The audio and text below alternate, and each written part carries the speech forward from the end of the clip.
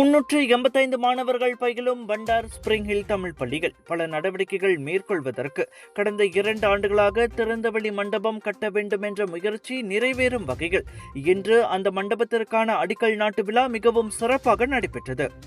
7,50,000 ringgit செலவில் நிர்மாணிக்கப்படவிருக்கும் இந்த திறந்தவெளி மண்டபத்திற்கான கட்டுமான பணி இந்த ஆண்டு இறுதிக்குள் முடிவடையும் என எதிர்பார்க்கப்படுகிறது. இந்த திறந்தவெளி மண்டபம் கட்டுவதற்கான முதல் நிதியாக கடந்த ஆண்டு இறுதியில் போக்குவரத்து அமைச்சரும் சரம்பா நாடாளுமன்ற உறுப்பினருமான ஆண்டனி லாக் மூலம் YTL நிறுவனத்திடமிருந்து 4,50,000 ரிங்கெட்டும் நெகிரி சம்பிலான் மந்திரி பசாரிடமிருந்து 30,000 ரிங்கெட்டும் பெறப்பட்டதாக அடிக்கல் நாட்டு விழாவில் கலந்து கொண்ட நெகிரி சம்பிலான் ஆட்சிக்குழு உறுப்பினர் அருள்குமார் ஜம்புநாதன் தெரிவித்தார். இதுதான் நம்முடைய அடித்தளம். அந்த வகையில் இன்றைக்கு இந்த அடிக்கல் நாட்டு விழா இன்றைக்கு நாம் செய்துவிட்டோம். இவர்கள் பிளான் பண்ணியது போல அடுத்த ஒரு 3-4 மாதங்கள் அல்லது இந்த ஆண்டு இறுதிக்குள் இந்த திறந்தவெளி மண்டபத்தை கண்டிப்பாக நாம் கட்டி முடிக்க வேண்டும் என்று நான் எதிர்பார்க்கின்றேன். கண்டிப்பாக இந்த குறுகிய காலத்தில் நம்முடைய மாநில கல்வி இலாக்காவும் இந்த கட்டுமான பணிக்கு அனுமதி தெரிவித்திருக்கின்றனர்.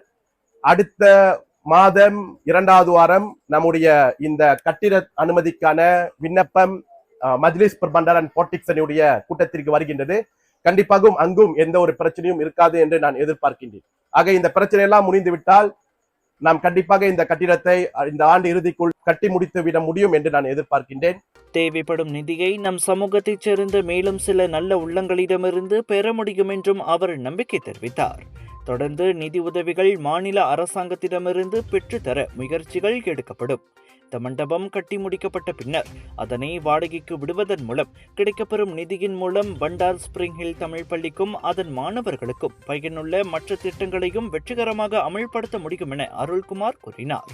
பண்டார் ஸ்பிரிங் ஹில் தமிழ் பள்ளிக்கு புதிய தோற்றத்தையும் உத்தேச திறந்தவெளி மண்டபம் பெற்றுத்தரும் என்பதோடு இதன்படி அப்பள்ளியில் இணையும் மாணவர்களின் எண்ணிக்கையையும் மேலும் அதிகரிக்க முடியும் என்றும் எதிர்பார்க்கப்படுகிறது.